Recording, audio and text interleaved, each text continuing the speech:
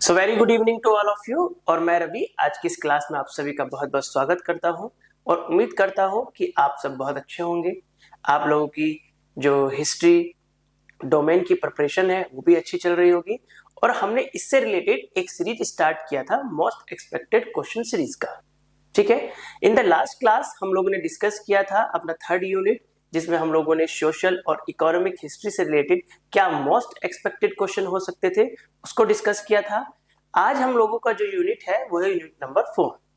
अगर हम 4 यूनिट की तरफ देखते हैं एनटीए के अनुसार, तो 4 यूनिट का नाम है आपका a history of Buddhism Sanchi stupa, जो बेसिकली आपके एंशिएंट हिस्ट्री का 4th चैप्टर भी है। ठीक है, और उम्मीद करता हूं कि आपने अपने 12th क्लास में चैप्टर नंबर 4 को बहुत अच्छे से पढ़ा होगा, क्योंकि ये चैप्टर बहुत ही अपना आप में इंपॉर्टेंट है और यहां से हर बार पेपर में क्वेश्चन पूछा गया है। ठीक है, तो चलते हैं हम लोग अपने क्वेश्चन की तरफ। पहला क्वेश्चन दिया हुआ है रीजनिंग और असर्शन का। क्या है? पहला स्टेटमेंट है आपका, early Buddhist art at Sanchi avoided anthropomorphic depiction of the Buddha. क्या सांची की प्रारंभिक बौद्ध कला में बुद्ध को मानव रूप में चित्रित करने से बचा गया है? बताइए, क्या पहला स्टेटमेंट अपने आप में करेक्ट है कि बुद्ध को जब भी हम आप लोगों ने अगर चैप्टर को अच्छे से पढ़ा होगा तो बुद्ध के जीवन की घटनाओं को मानव रूप में दिखाने की बजाय अलग अलग चिन्हों के रूप में उसको प्रदर्शित किया गया है। जैसे जिस टाइम बुद्ध का जन्म होता है तो कमल, अगर जो है वो ज्ञान की प्राप्ति करते हैं तो बोधि वृक्ष, अगर उपदेश देते हैं तो उसे धर्म चक्र प्रवर्तन के रूप में, तो उन्हें मानव रूप में दिखाने के बजाय अलग अलग चिन्हों के माध्यम से दिखाया गया है। तो पहला स्टेटमेंट अपने आप में क्या है? करेक्ट है। अब इसका रीजन क्या दिया हुआ है? रीजन देखो, रीजन दिया हुआ है the Buddha was represented symbolically through trees wheel and footprint, क्योंकि बुद्ध को प्रतीकात्मक रूप से वृक्ष, चक्र और पद चिन्हों के माध्यम से दर्शाया गया है। यही मैं आपको जस्ट अभी बता रहा था, बुद्ध को मानव रूप में दिखाने के बजाय उसको अलग अलग चिन्हों के माध्यम से दिखाया गया है, या उनके जीवन की घटनाओं को अलग अलग चिन्हों के माध्यम से दर्शाया गया है, जैसे कि मैंने अभी आपको अलग अलग घटनाएं बताई। ठीक है, तो दोनों ही स्टेटमेंट अपने आप में करेक्ट है और जो कारण है वो कथन को पूरी तरह से सेटिस्फाई भी करता है। तो राइट ऑप्शन हो जाएगा option number A. Next question देखो, नेक्स्ट क्वेश्चन दिया हुआ है आपका मैच द फॉलोइंग। क्या है? एक लिस्ट 1 और लिस्ट 2 को जो है मैच कराना है। देखिए और कोशिश करिए इसमें कि आप लोग एलिमिनेशन मेथड लगा सकते हैं तो और भी अच्छा है। और मैं आपको ये बता देता हूं कि ये जो क्वेश्चन है मैच द फॉलोइंग, आपकी बुक में एक डायग्राम दिया हुआ है, आई थिंक स्तूपा का। ठीक है, बुक में कहीं ना कहीं इस तरह से जो है एक डायग्राम दिया हुआ है। ठीक है, इस तरह से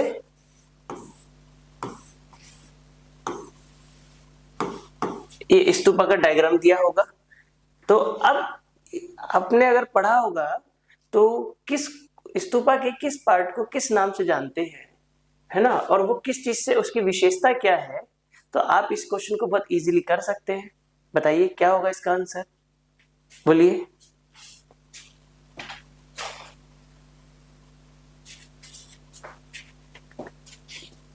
अब स्तूपा के इस भाग को क्या बोलते हैं हम लोग जी?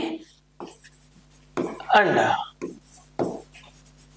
ठीक है, और इसकी विशेषताएं क्या है? बेसिकली कॉस्मिक माउंटेन, ब्रह्मांडीय पर्वत। ठीक है, ब्रह्मांडीय पर्वत यही है आपकी बुक में भी। तो देखो, अगर सपोज कि हमें ये इसका एक ही पता है तो आपको A1 से एक ही ऑप्शन में दिख रहा है, तो आप ऐसे भी एलिमिनेट कर सकते हैं सब। अगर बाकी के बारे में आपको नहीं पता है, सिर्फ एक ही पता है, तो आप ऐसे एलिमिनेट कर सकते हैं, बाकी आपको करने की जरूरत नहीं। बट हम यहाँ पर ये मान के चल रहे हैं कि हमें सारे पता है और हम उसी के अकॉर्डिंग कर रहे हैं। ठीक है, दूसरा है हर्मिका। हर्मिका कौन सा पार्ट होता है? ये वाला। आप ये देखोगे, जो ये अंडाकार संरचना है, इस अंडाकार संरचना के ऊपर जो इस तरह से संरचना बनी होती है, इसे बोलते हैं हर्मिका।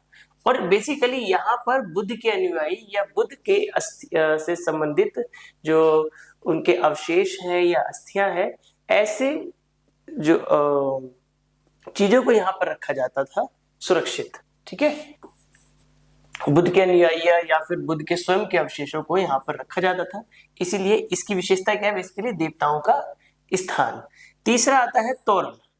तोरण क्या होता है? तोरण होता है आपका एक तरीके का प्रवेश द्वार। ठीक है, जातक कथाओं वाले कथात्मक द्वार, जिन पे जो है तोरणों पर साइडों में जातक कथाएं लिखी होती थी। ठीक है, इस तरह से। क्लियर? तो ये है आपका तोरण। अब फिर नेक्स्ट आता है परिक्रमा पथ। परिक्रमा पथ क्या होता है? देखो, जैसे ये अभी मैंने बना रखा है पीछे, तो चारों तरफ इसके ऐसे बना होता है परिक्रमा पथ। ठीक है, और इसकी विशेषता क्या होती है? जन्म मरण का चक्र। जैसे हम लोग बोलते हैं ना कि समय का पहिया घूमता है ना, कि आज हमारा जन्म हुआ है तो हमारा मरण भी निश्चित है, और मरण हुआ है तो फिर किसी न किसी रूप में जन्म भी होगा। तो जन्म मरण जो परिक्रमा पथ है वो इस चीज को रिप्रेजेंट करता है कि हाँ, जन्म मरण का ये चक्र हमेशा चलता रहता है। ठीक है, तो आपका डी मिलेगा आपका फोर्थ से। तब देखो, फर्स्ट आपका पहले से, बी आपका सेकंड से, सी आपका थर्ड से और डी आपका फोर्थ से। तो राइट ऑप्शन हो जाएगा आपका ए। कोई बहुत अलग नहीं है। मैं आपको पहले भी ये चीज बता चुका हूं कि आपकी एनसीईआरटी ही सीयूटी यूजी के लिए आपकी सपनों के कॉलेज का चाबी है एक तरीके से। जितना अच्छे से आपने उसको पढ़ा होगा, जितना अच्छे से आपने उसको घोटा होगा, आराम से आप एग्जाम को बहुत अच्छे से क्लियर करेंगे, है ना, और अपना मन पसंदीदा कॉलेज भी प्राप्त कर सकते हैं। नेक्स्ट देखो,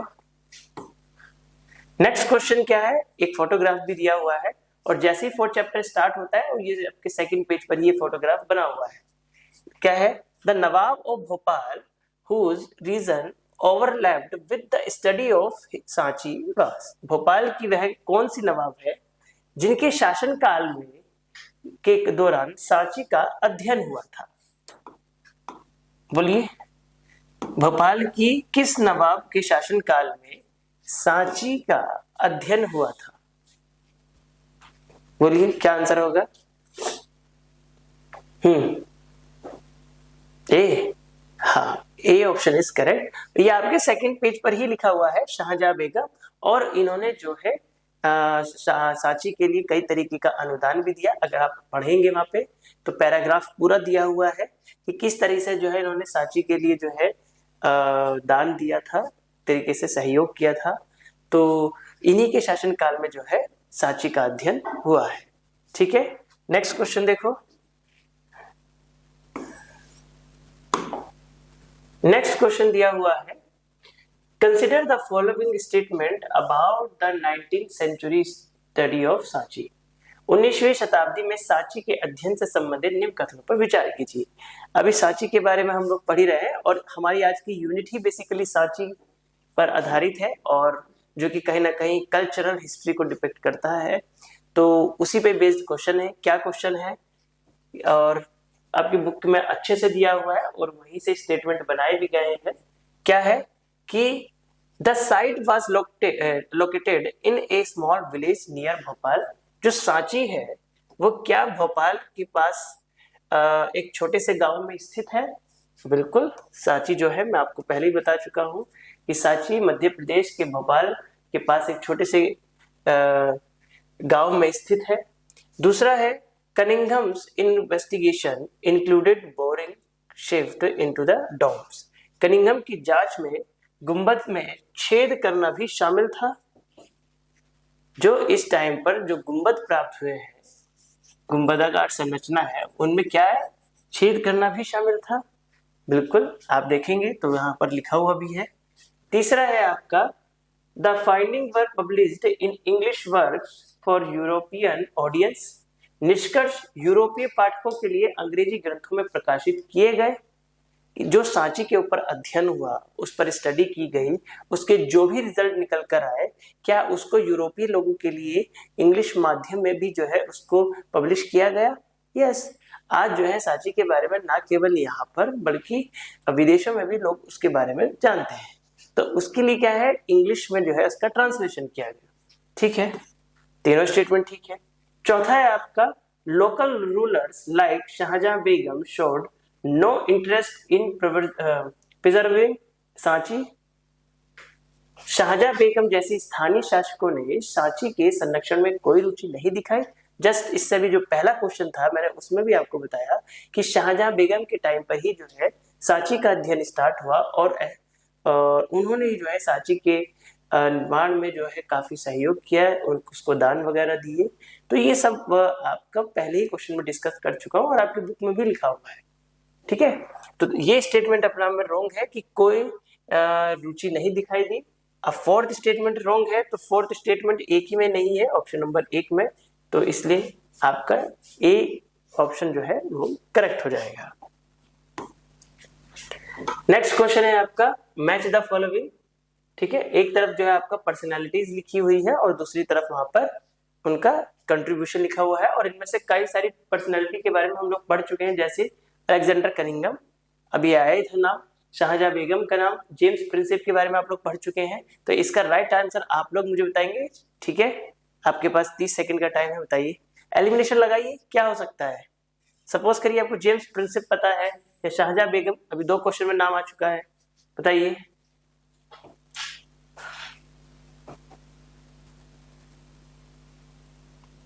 क्या होगा राइट ऑप्शन?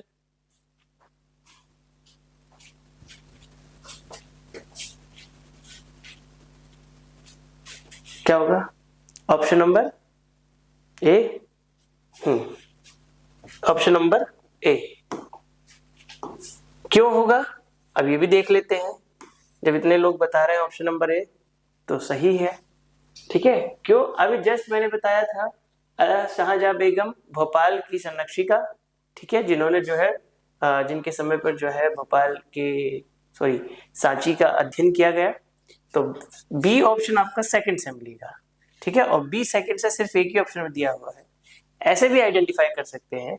दूसरा, जेम्स प्रिंसेप, हमने चैप्टर नंबर 2 यूनिट नंबर 2 जब डिस्कस करे थे तो जेम्स प्रिंसेप का नाम आया था।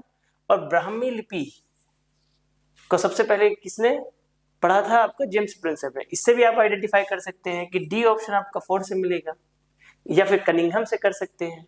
तो ये क्वेश्चन ऐसा था कि आप एक भी अगर आपको पता है तब भी आप उसका आंसर आइडेंटिफाई कर सकते हैं। क्लियर? नेक्स्ट क्वेश्चन देखो। नेक्स्ट क्वेश्चन आपका दिया हुआ है असर्शन और रीजनिंग का। क्या है? The Upanishads marked a shift from ritualism to philosophical speculation. उपनिषदों ने कर्म कांड से दार्शनिक चिंतन की ओर बदलाव को चिन्हित किया। बोलिए, उपनिषदों ने कर्म कांडों से दार्शनिक चिंतन की ओर बदलाव किया। बिल्कुल ठीक है। जब हम लोग उपनिषदों के बारे में पढ़ते हैं तो पहले क्या है, सबसे पहले वेद आए थे, तो वेदों में क्या है, कर्म कांड के बारे में दिया होता था, है ना। लेकिन जब बाद के टाइम पे उपनिषद आए तो चीजें क्या हुई, कर्म कांड से जो है दार्शनिक चिंतन की ओर शिफ्ट हो गई। तो बिल्कुल पहला ऑप्शन आपका सही दिया हुआ है कि उपनिषदों ने कर्म कांड से दार्शनिक चिंतन की ओर बदलाव को चिन्हित किया। रीजन क्या दे रखा है? They emphasised introspection and metaphysical inquiry over external sacrifice. इनमें बाहरी यज्ञ बलिदान की अपेक्षा आत्मचिंतन और पारलौकिक खोज पर बल दिया गया। अब बिल्कुल, अब जहां कर्म कांड आपका यज्ञ बलिदान से संबंधित हो था, वहीं दार्शनिक चिंतन आपका आत्मचिंतन से संबंधित था। जब कर्मकांड कम हो गए तो यज्ञ बलिदान भी कम हो गए। ठीक है, जब कर्मकांड से आप दार्शनिक चिंतन की तरफ जा रहे हो तो यज्ञ बलिदान से पीछे हटकर आप आत्मचिंतन की ओर आगे बढ़ेंगे। तो जहां पर इन दोनों का प्रयोग कम हो रहा था, वहीं पर इन दोनों का प्रयोग धीरे धीरे बढ़ रहा था। तो दोनों ही स्टेटमेंट अपना में करेक्ट है और जो रीजन है वो पूरी तरह से उसको सेटिस्फाई भी करता है। क्यों? क्योंकि कर्मकांड से दार्शनिक चिंतन की ओर आगे बढ़ रहे हैं और रीजन दिया हुआ है क्योंकि जो यज्ञ बलिदान था वो कम हो गया था और आत्मचिंतन की तरफ आगे बढ़ रहे थे। मतलब यही है कि बलिदान जो कि कर्मकांड से संबंधित था वो धीरे धीरे कम हो रहा था और कहीं ना कहीं दार्शनिक भाव धीरे धीरे आगे बढ़ रहा था। क्लियर? तो इसलिए ऑप्शन क्या है, ऑप्शन नंबर 1 दोनों सही है और ये इसकी सही व्याख्या भी करता है। नेक्स्ट क्वेश्चन दिया हुआ है, in the Rigveda hymns to Agni the deity is invoked as. ऋग्वैदिक अग्नि सूक्त में अग्नि देवता का आह्वान किस रूप में किया गया है? बोलिए। ये अग्नि देवता का बारे में हम लोगों ने कहीं और भी पढ़ा है क्या, कि अग्नि देवता को एज ए मीडिएटर के रूप में हम लोग देखते हैं, जनता और देवताओं के बीच की कड़ी। ऐसे क्या है, हम यज्ञ वगैरह करते हैं, है ना, अग्नि देवता की पूजा करते हैं हवन में, और हम ये सोचते हैं कि जो है हम जो है आहुति देंगे तो हमारी जो आहुति है सीधा परमात्मा के पास पहुंचेगी या परमात्मा के लिए लगेगी। ठीक है, तो अग्नि देवता क्या है, देवताओं और मनुष्यों के बीच को जोड़ने वाली एक कड़ी है। ठीक है, अब क्या है, एक ये मीडिएटर का काम करती है। कैसे, अब देखिए इसके हिसाब से कौन सा करेक्ट होगा। इतना वर्ड में आपको हो चुका हूं, मीडिएटर। मीडिएटर क्या है, the a priestly mediator who carries offering the to the gods. देवताओं को अर्पण पहुंचाने वाले पुरोहित मध्यस्थों के रूप में है। ऑप्शन नंबर बी, मतलब देवताओं और पुरोहितों, पुरोहित मतलब एक तरीके से हम जो पूजा पाठ करवाते हैं, ठीक है, उनके बीच की कड़ी है। ठीक है, आप लोगों ने देखा भी होगा। ठीक है, तो एक एज ए मीडिएटर के रूप में हम अग्नि देवता को मानते हैं, और ये इसके बारे में हम लोग वैसे कहीं ना कहीं पहले पढ़ चुके हैं, आई थिंक सेकंड चैप्टर में। ठीक है, क्वेश्चन नंबर 8 है, क्या है, रीजनिंग और असर्शन का क्वेश्चन दिया हुआ है। अभी अग्नि के बारे में हम लोग पढ़ चुके हैं। अब देखो अग्नि से रिलेटेड कितने क्वेश्चन आएंगे, और हर क्वेश्चन अपने आप में एक अलग होगा। अभी वन लाइन का क्वेश्चन देखा है, अब देखो रीजनिंग और असर्शन का है। और अगर आपने मेरी बात को बहुत अच्छे से सुना होगा तो इस क्वेश्चन का आंसर आप अपने आप देंगे। क्या है, फर्स्ट है आपको असर्शन दिया है, Agni was central to Vedic rituals as the god of fire. Agni वेदिका अनुष्ठानों का केंद्र था क्योंकि वह अग्नि देवता था। रीजन दिया हुआ है, fire was believed to be the medium through which offering reach to the gods. Agni को वह माध्यम माना जाता था जिसके द्वारा देवताओं तक अर्पण पहुंचते थे। बताइए इसका राइट ऑप्शन क्या होगा।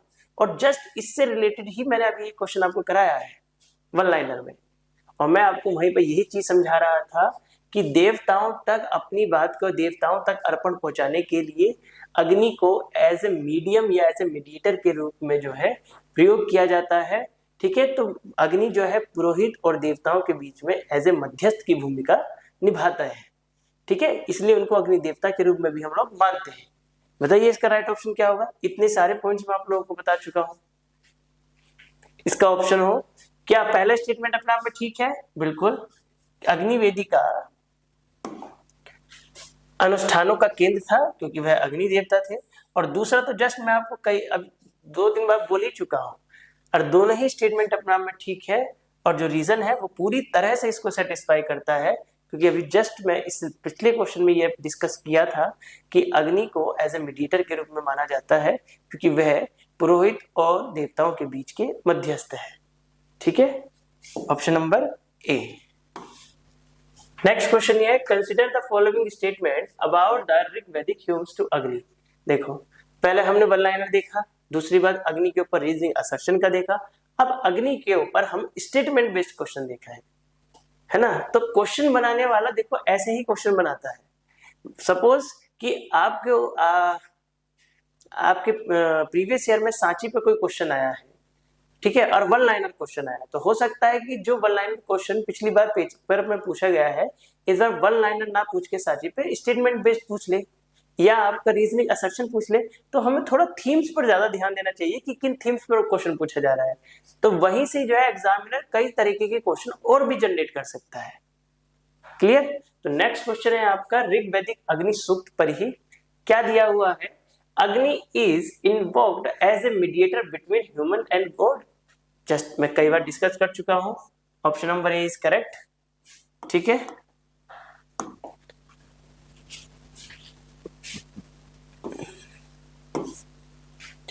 दूसरा स्टेटमेंट है the hymns request material prosperity such as food and cattle, इस सूक्त में अन्न और पशुधन जैसी भौतिक समृद्धि की प्रार्थना की गई है।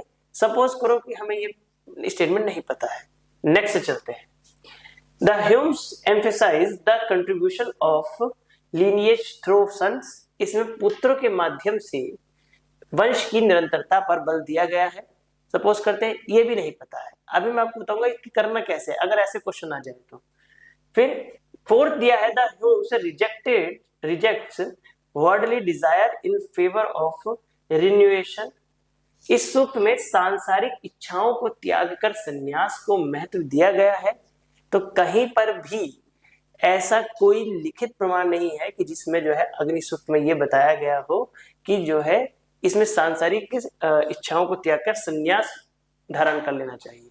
तो फोर्थ स्टेटमेंट अपने आप में ही रोंग है, क्योंकि कहीं पर भी इसका जिक्र नहीं है कि संन्यास को महत्व दिया गया हो सांसारिक इच्छाओं को छोड़कर। ठीक है, तो ये स्टेटमेंट अपने आप में रोंग है। और जब फोर्थ आपका गलत है तो अब देख लो फोर्थ आपका रोंग है, तो फोर्थ इन तीन में दिया है और इसमें नहीं दिया है, तो राइट ऑप्शन हो जाएगा ए। अब जैसे हमें सपोज कि हमें शुरू के दो भी ये नहीं पता थे, तब भी हम इसका आंसर निकाल सकते हैं। ठीक है, एलिमिनेशन लगा के, क्योंकि एक न एक स्टेटमेंट हमें ऐसा जरूर मिल ही जाता है जहां से हम उसका आंसर निकाल सकते हैं, और यही पेपर की खासियत होती है। ठीक है, नेक्स्ट क्वेश्चन देखो। नेक्स्ट क्वेश्चन दिया हुआ है, consider the following statement about वैदिक रिचुअल्स कल्चर, वैदिक अनुष्ठान संस्कृति के बारे में कई स्टेटमेंट दिए गए हैं। उसमें पहला स्टेटमेंट है आपका कि fire sacrifice were central to religious practice, अग्नि यज्ञ धार्मिक आचरण का केंद्र थे। बिल्कुल, हम लोग तब से यही अग्नि के बारे में ही पढ़ रहे हैं, इतने सारे क्वेश्चन कर चुके हैं, अगर अभी भी नहीं कर पाएंगे तो दिक्कत हो जाएगा, है ना। ठीक है, सेकंड है आपका priestly families specialised in memorising and transmitting hymns, पुरोहित परिवार ऋचाओं को कंठस्थ करने और आगे पहुंचाने में विशेषज्ञ था। बिल्कुल, आज भी आप देखते हो कि जो हवन वगैरह यज्ञ समझ कराते हैं वो पुरोहित लोग ही कराते हैं, और उनको जितने भी मंत्र हैं वो सब क्या होते हैं, कंठस्थ होते हैं। तो ये आप आज के टाइम से भी जोड़ के देख सकते हो। ठीक है, थर्ड है आपका the Rigvedas was composed in Pali and preserved in Buddhist monasteries. ठीक है, ऋग्वेद पाली भाषा में रचा गया है, ये कुछ जम नहीं रहा है। पाली भाषा आपका बुद्धिस्ट के टाइम पर आई हुई है ना, पाली भाषा का प्रयोग बुद्धिस्ट टेक्स्ट में किया गया है, ऋग्वेद में नहीं किया गया। ऋग्वेद संस्कृत में लिखा गया है। ठीक है, ये ऑप्शन अपने आप में क्या है, इनकरेक्ट। नेक्स्ट है आपका hymns often combine request for both spiritual and material benefits, सूक्तों में अक्सर आध्यात्मिक और भौतिक दोनों प्रकार की कामनाएं सम्मिलित होती हैं। बिल्कुल, अब जैसे इससे पहले क्वेश्चन में क्या दिया था कि उसमें लिखा हुआ था कि सांसारिक इच्छाओं को छोड़कर ही संन्यास को महत्व दिया गया है, तो ऐसा पूरी तरह से कहीं पर भी नहीं लिखा गया कि सिर्फ उसी पे बात किया गया। तो किसी भी सूक्त में जो है दोनों ही आध्यात्मिक भी और भौतिक भी, दोनों ही प्रकार के। अब देखो पिछले वाले क्वेश्चन से भी यहाँ पे कनेक्ट कर सकते हो, है ना। तो वहां ये कहीं नहीं है कि सांसारिक इच्छाओं को छोड़ ही दो, दोनों के लिए पर महत्व दिया गया है कि आध्यात्मिक और भौतिक दोनों प्रकार की कामनाएं सम्मिलित होती है। अब देखो थर्ड आपका इनकरेक्ट है, थर्ड आपका इसमें भी दिया है, इसमें भी दिया है, इसमें भी दिया है, इसमें नहीं दिया है, तो यही ऑप्शन क्या हो जाएगा आपका, करेक्ट हो जाएगा। क्लियर, नेक्स्ट क्वेश्चन देखो। नेक्स्ट दिया हुआ है मैच द फॉलोइंग। ठीक है, मैच द फॉलोइंग। अब देखो इसमें मैं एक दो के बारे में आपको बता ही चुका हूं, तो इसका राइट ऑप्शन आप मुझे बताएंगे क्या होगा, बोलिए। एलिमिनेशन लगाइए मेथड।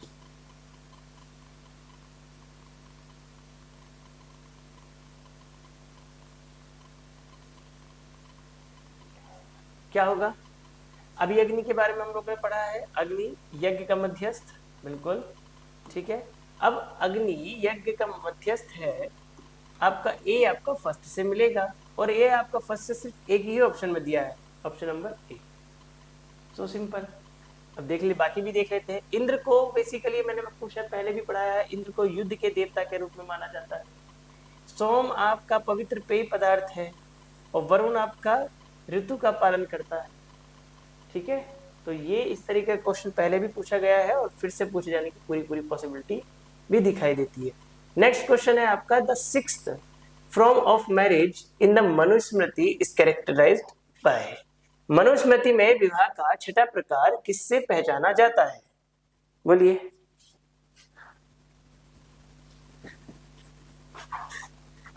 अब मनुस्मृति में कितने प्रकार के विवाह की चर्चा की गई है, पहले तो ये बताओ। आई थिंक इससे प्रीवियस क्लास में जहां पर हम लोग सोसाइटी पढ़ रहे थे, वहां पर भी इस तरीके का क्वेश्चन आया था। अगर आप लोगों को याद हो तो इस तरीके का विवाह से रिलेटेड, क्योंकि वहां पर सोशल हिस्ट्री हम लोगों ने पढ़ा था और सोशल हिस्ट्री में जो है विवाह के बारे में चर्चा आई थी। तो मनुस्मृति में कितने प्रकार के विवाह की चर्चा की गई है? 8 प्रकार के विवाह की चर्चा की गई है। ठीक है, तो उसी में यह पूछा गया है कि जो मनुस्मृति में छठे प्रकार का विवाह है वो किस प्रकार से पहचाना जाता है।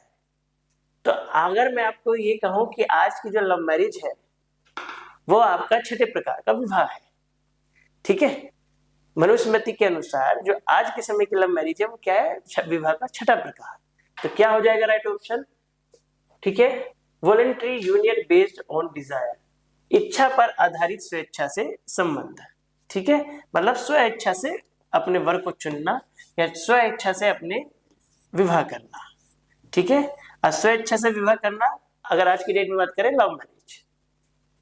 क्लियर? नेक्स्ट क्वेश्चन देखो, स्टेटमेंट्स अबाउट बुद्धिस्ट मैन्युस्क्रिप्ट, बौद्ध पांडुलिपियों के बारे में निम्नलिखित कथनों पर चर्चा कीजिए।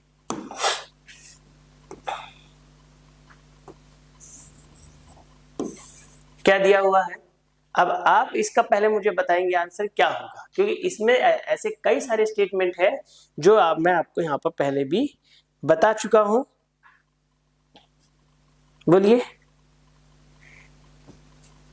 Early Buddhist canonical texts were primarily preserved in Pali and प्राकृत।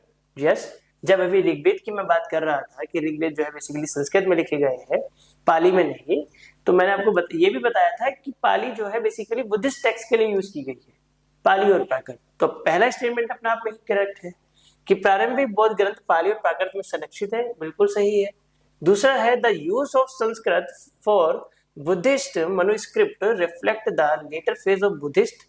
बौद्ध पांडुलिपियों में संस्कृत का उपयोग बौद्ध आचार्य परंपरा के बाद के चरण और ब्राह्मण परंपरा के साथ संवाद को दर्शाता है। अब ये यहाँ पर बच्चों का थोड़ा कंफ्यूजन में डाल सकता है, तो ये चीज भी बिल्कुल अपना में करेक्ट है कि ऐसा नहीं है कि सारे जो बौद्ध पांडुलिपियां है वो सिर्फ और सिर्फ पाली और प्राकृत में ही लिखे गए हैं। बाद के अगर हम बौद्ध पांडुलिपियों को देखते हैं तो कुछ पांडुलिपियां हमें संस्कृत में भी दिखाई देती है। ठीक है, तो इस चीज का आपको थोड़ा सा ध्यान रखना है। नेक्स्ट आपका दिया हुआ है the palm leaf manuscript were a common medium for preserving Buddhist texts। जो ताड़पत्र है वो पांडुलिपि बौद्ध ग्रंथों को सुरक्षित रखने का एक सामान्य माध्यम थी, बिल्कुल ये भी अपना में सही है। फोर्थ है all Buddhist manuscript were exclusively written in Pali never in Sanskrit. देखो अब यहाँ है नेवर इन संस्कृत, और जस्ट अभी मैं ऊपर आपसे बता ही रहा था कि ऐसा नहीं है कि सिर्फ और सिर्फ बौद्ध पांडुलिपियां जो है हमें पाली और प्राकृत में ही देखने के लिए मिली है, कुछ पांडुलिपियां हमें संस्कृत में भी देखने के लिए मिली है। ठीक है, तो इस चीज को थोड़ा सा हमें यहाँ पर याद रखना है। ठीक है, तो ये स्टेटमेंट क्या है? अपना आप में रॉन्ग है। क्यों? क्योंकि संस्कृत का यहाँ पर मना किया गया, और जबकि इससे ऊपर वाले सेंटेंस क्या कहा गया है कि संस्कृत में भी लिखी गई है, तो दोनों ही स्टेटमेंट अपना में कॉन्ट्रोडिक्ट है। तो ये ऑप्शन आपका इनकरेक्ट हो जाएगा, और जब फोर्थ इनकरेक्ट है तो फोर्थ आपका एक ही ऑप्शन में नहीं दिया हुआ है, ऑप्शन नंबर ए में है। ठीक है, राइट ऑप्शन हो जाएगा आपका ए। नेक्स्ट क्वेश्चन देखो, आपका एक फोटोग्राफ दिया हुआ है। Given at your right is an image of A 12th century a Buddhist manuscript, the most distinct feature of this manuscript। दाएं ओर दी गई एक छवि 12वीं शताब्दी की बौद्ध पांडुलिपि है। तो बेसिकली एक बौद्ध पांडुलिपि का यहाँ पर चित्र दिया गया है। ठीक है, और उसी के बारे में क्या है, इस पांडुलिपि की सबसे विशिष्ट विशेषता क्या है? बोलिए। एक पांडुलिपि दी गई है और ये आपकी बुक से ही उठाया गया एक फोटोग्राफ है। अगर आपने अच्छे से पढ़ा होगा चैप्टर को तो ये फोटोग्राफ जरूर देखा होगा। बोलिए क्या होगा इसका आंसर?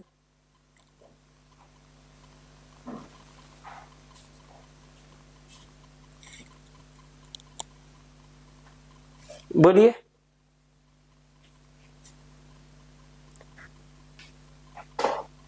जो पांडुलिपि का चित्र आपके उसमें दिया गया है वो किस पर लिखा गया है? कई तरीके के पत्र यूज किए जाते थे, भोजपत्र या आपका ताड़पत्र। तो ये जो आपका मनुस्क्रिप्ट है, ठीक है, ये आपका किस पर लिखा गया है? तो ये वाला जो स्क्रिप्ट लिखा गया है ये बेसिकली आपका ब्रिज बार्क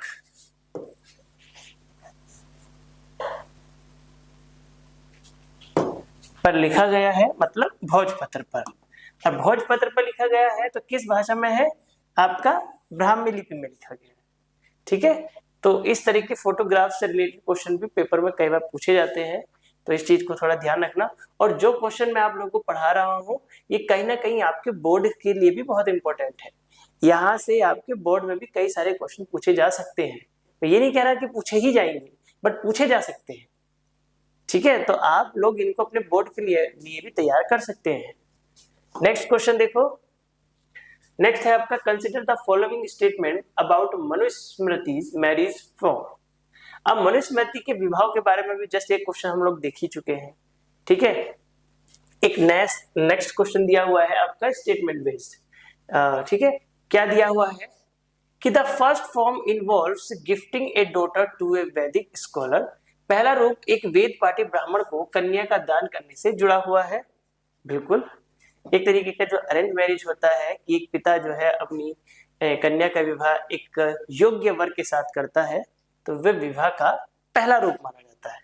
ठीक है, तो मनुस्मृति में विवाह के कितने रूप बताए गए हैं बताओ?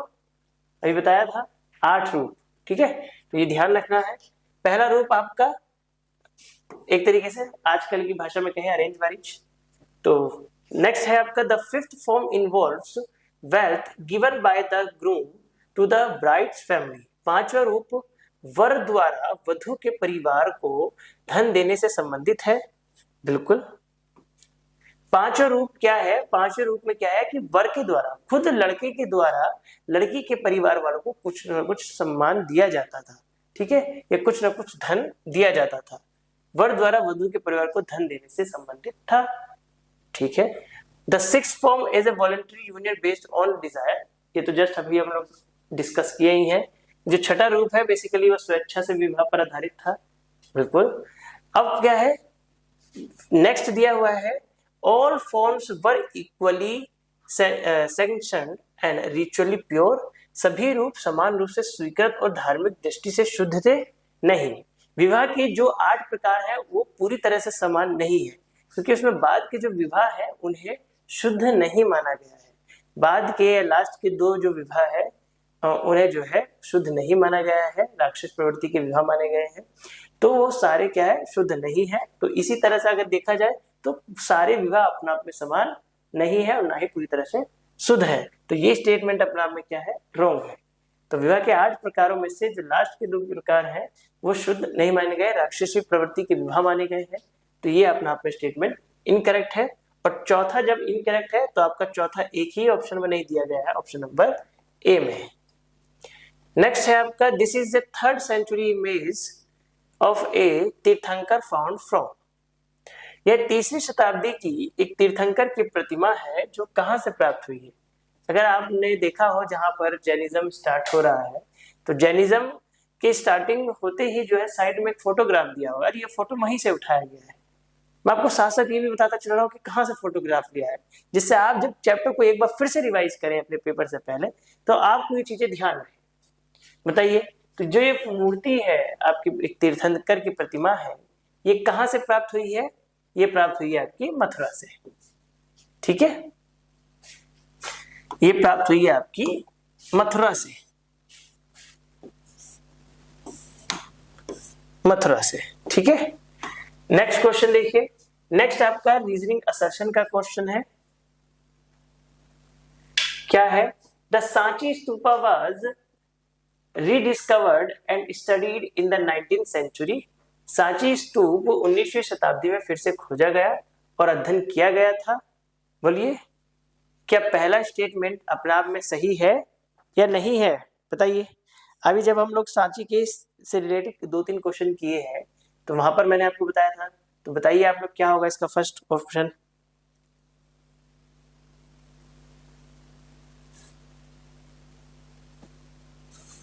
बोलिए, पहला ऑप्शन क्या होगा? भाई शाहजहां बेगम के टाइम पर जो है उसका अध्ययन किया गया, ठीक है। उसके बाद जो है फिर से सांची का जो है 19वीं शताब्दी में इसको खोजा गया और फिर से इसका जो है अध्ययन किया गया। तो पहला स्टेटमेंट अपना आप में सही है या नहीं सही है, ये आपको बताना है। बताइए। दूसरा ऑप्शन देख लेते हैं क्या है। European scholars like Alexander Cunningham were interested in Buddhist rituals. यूरोपीय विद्वान जैसे अलेक्जेंडर कनिंघम बौद्ध अनुष्ठानों में रुचि रखते थे। अनुष्ठानों में रुचि रखते थे, रिचुअल्स में, ये उसके आर्किटेक्चर में रुचि रखते थे? पहले तो ये मुझे बताइए कि जो कनिंघम है वो आर्किटेक्चर में रुचि रखते थे या फिर आपका अनुष्ठानों में रुचि रखते थे? बोलो। जो अलेक्जेंडर है वो अनुष्ठानों में रुचि रखते थे या आर्किटेक्चर में रुचि रखते थे?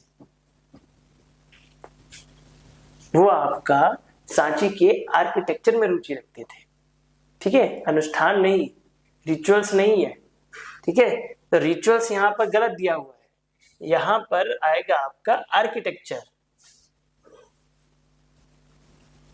क्या आएगा? आर्किटेक्चर। आर्किटेक्चर। तो इसीलिए ये स्टेटमेंट क्या है अपने आप में रॉन्ग, कि यूरोपीय विद्वान जो अलेक्जेंडर है वो आपका बेसिकली बुद्धिस्ट आर्किटेक्चर में इंटरेस्टेड थे, ना कि रिचुअल्स में। तो ये स्टेटमेंट अपने आप में क्या है? इनकरेक्ट है। और ये चीज मैं आपको पहले ही बता चुका हूं, फिर भी आप लोगों में से एक आदमी ही आंसर दिया है कि पहला स्टेटमेंट सही है, कि सांची का 19वीं शताब्दी में दोबारा से अध्ययन किया गया और उसको खोजा गया था।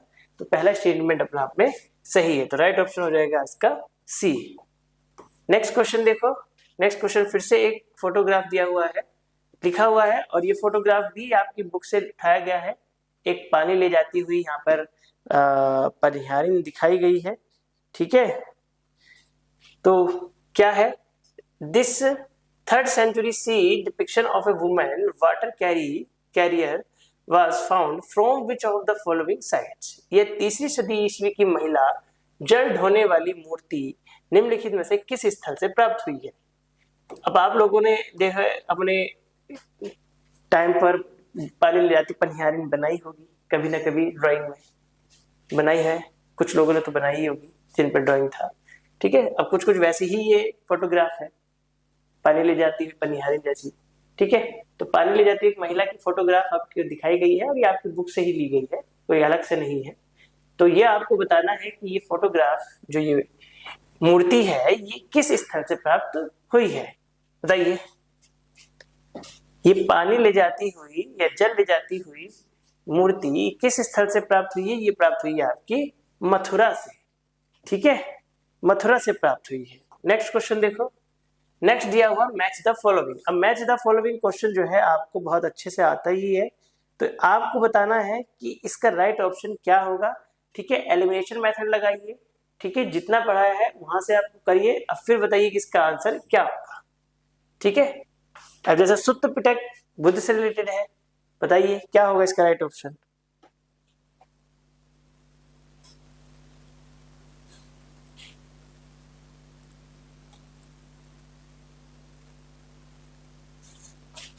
बोलिए। अब 3 पिटकाज है बुद्ध के, जब यहां सुत्त पिटक दिया हुआ है तो बाकी भी देख लेते हैं। 3 पिटक है। पहला है सुत्त पिटक, ठीक है, सुत्त पिटका, सुत्त पिटका, जिसमें क्या है? बुद्ध के उपदेश दिए गए, ठीक है, बुद्ध के उपदेश दिए गए। दूसरा है आपका विनय पिटका, विनय पिटका, इसमें संघ के नियम दिए गए। क्या? संघ के नियम दिए गए। तीसरा है आपका अभिधम पिटका, अभिधम्म पिटका, इसमें आपका बुद्ध से रिलेटेड दर्शन दिया गया है, बौद्ध दर्शन। ठीक है, तो बुद्ध से संबंधित दर्शन की बात की गई है। तो अब हम यहाँ देखेंगे सीधा सीधा कि सुद्ध पिटका क्या है। आपका सुद्ध Pitaka collection of the discourage including Theri Gatha. ठीक है, क्या है, उपदेशों का संग्रह है जिसमें थेरी गाथा भी शामिल है। अभी मैं यही आपको बताया था कि बुद्ध का उपदेशों का संग्रह किसमें है, सुद्ध पिटका में। और डी आपको फोर्थ से मिलेगा और ये एक ही ऑप्शन में दिया है, तो आप ऐसे भी इसको कर सकते हैं, वरना हम लोग बाकी चलते हैं।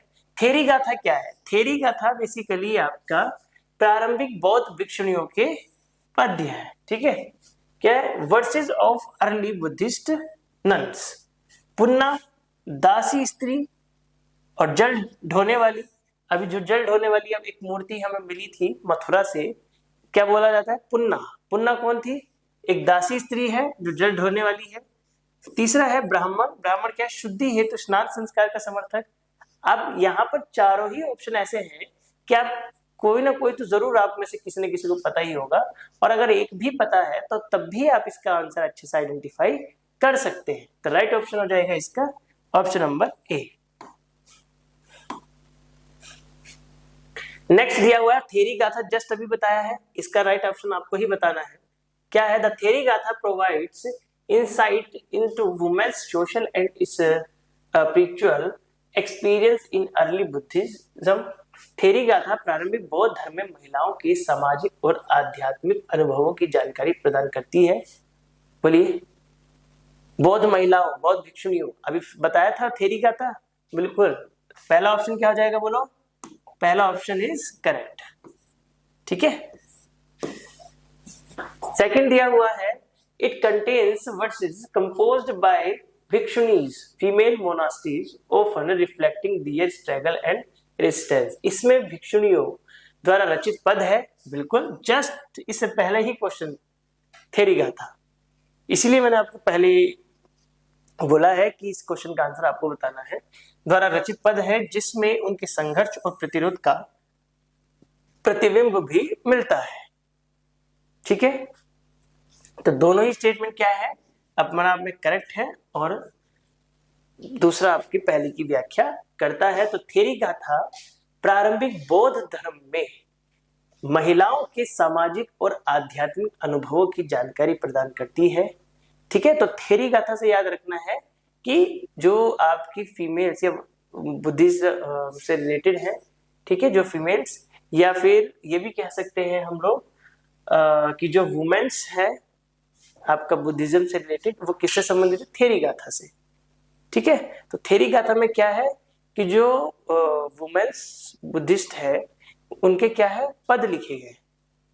ठीक है, उनके द्वारा रचित पद है, या फीमेल्स मोनास्टीज भी बोल सकते हैं उनको। तो दोनों ही स्टेटमेंट अपना आप में करेक्ट है। नेक्स्ट दिया हुआ है, match the Buddhist sites with their significance.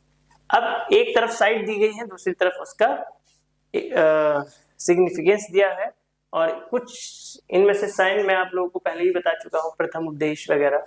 तो बताइए क्या होगा इसका राइट ऑप्शन, लुम्बिनी। लुम्बिनी किस लिए प्रसिद्ध है, बोलो, ये बच्चे को पता होता है, बचपन से पढ़ते आते हैं। लुम्बिनी भगवान बुद्ध का जन्म स्थान।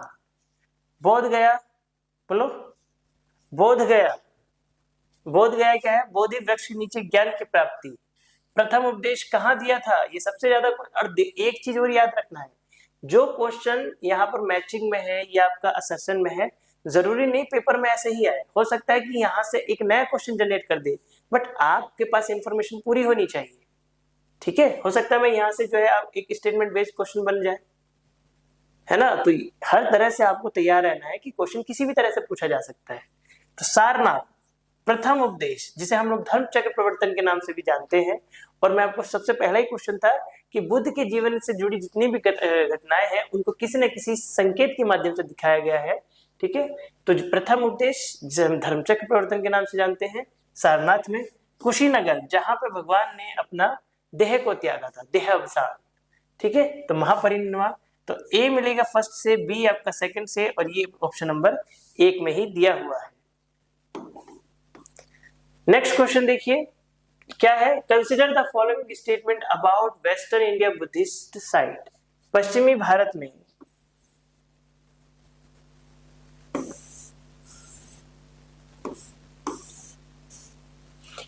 पश्चिमी भारत के बौद्ध स्थलों के संबंध में निम्नलिखित कथनों पर विचार कीजिए। अब पश्चिमी भारत कौन सा है? इधर वाला, ठीक है, उसी के संबंध में क्वेश्चन पूछा हुआ है। क्या है? पहला क्वेश्चन दिया हुआ है, Ajanta is famous for its cave painting. Ajanta अपने गुफा चित्रों के लिए प्रसिद्ध है, बिल्कुल अपने गुफा चित्रों के लिए प्रसिद्ध है। दूसरा है, Karle is known for its rock cut chaityas. Karle अपने शिला कट चैत्यों के लिए जाना जाता है, बिल्कुल ये भी ठीक है। तीसरा दिया हुआ है कि both are located in present day Maharashtra. बिल्कुल अजंता की गुफा और कार्ले की गुफा दोनों ही आज के महाराष्ट्र में स्थित है।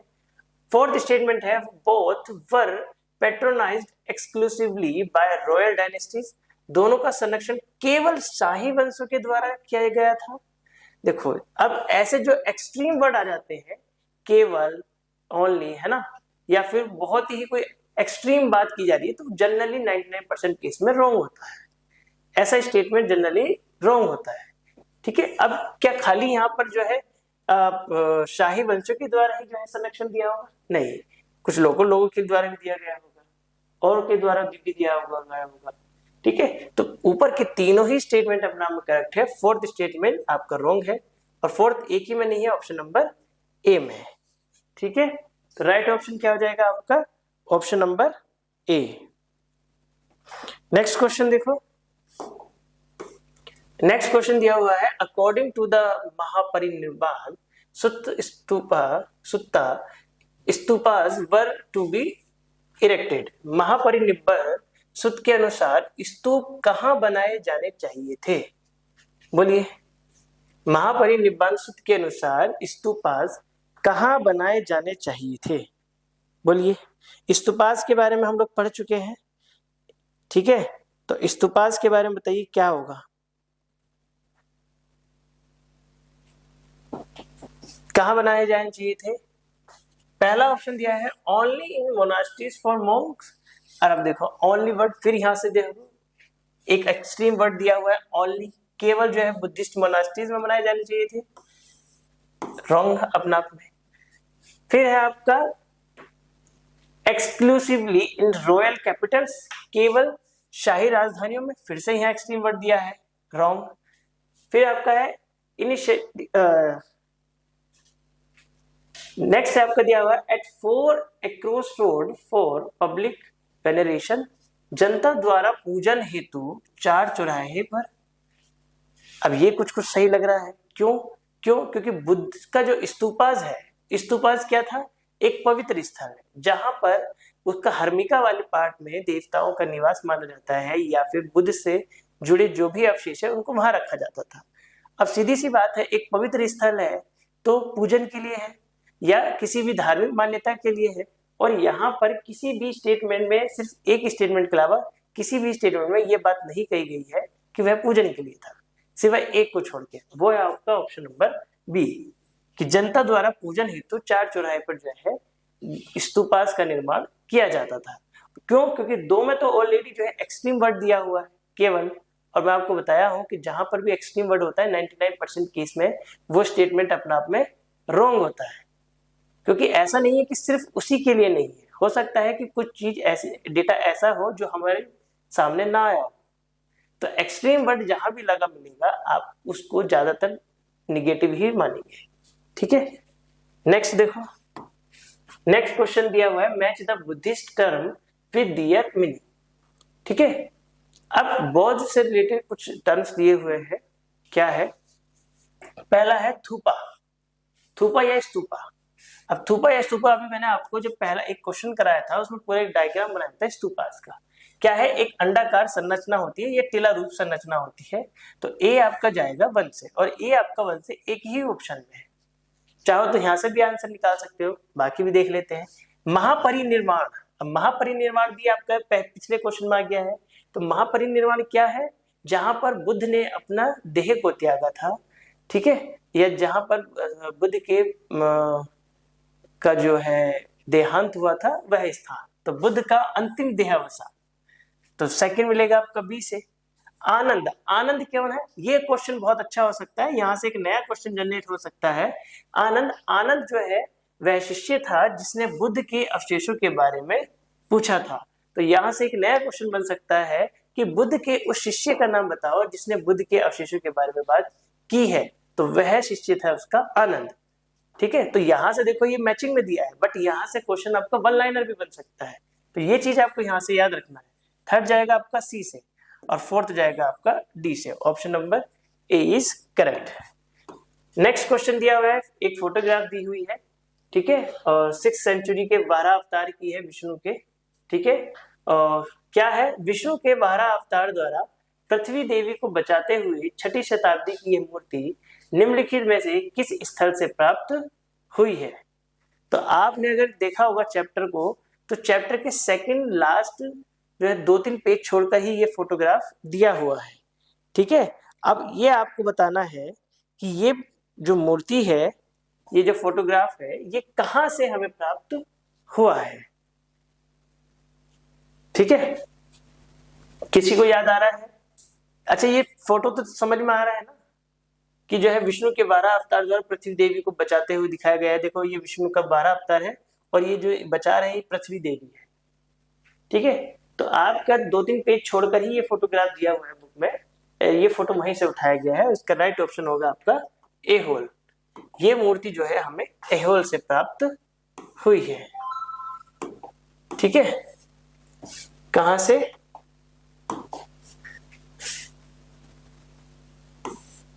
एहोल से प्राप्त हुई है। ठीक है, नेक्स्ट क्वेश्चन देखो।